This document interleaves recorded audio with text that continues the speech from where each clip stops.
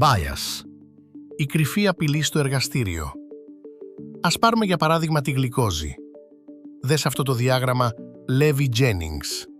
Όλες οι μετρήσεις σου είναι κοντά στη μέση τιμή σου. Καμία παραβίαση των κανόνων Westgard. Όλα φαίνονται φυσιολογικά. Όμως, ας δούμε τη μεγάλη εικόνα. Η πραγματική τιμή αναφοράς για τη γλυκόζη είναι 100.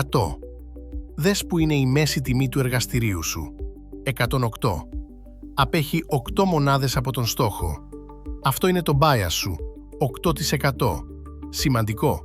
Για κάθε εξέταση πρέπει να ορίζεις ένα μέγιστο επιτρεπτό bias.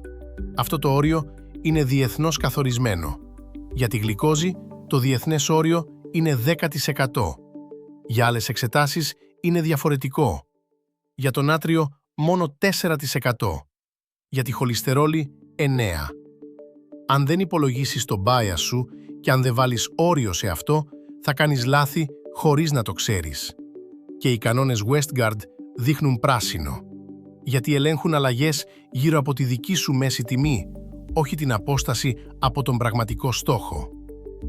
Πώς υπολογίζεις το bias?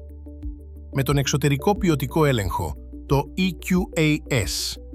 Στέλνεις τα δείγματά σου σε εξωτερικό φορέα και συγκρίνεις τα αποτελέσματα με την πραγματική τιμή.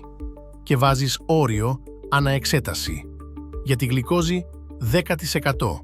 Για το νάτριο, 4%. Διαφορετικό για κάθε εξέταση. Μην εμπιστεύεσαι μόνο τους κανόνες Westgard.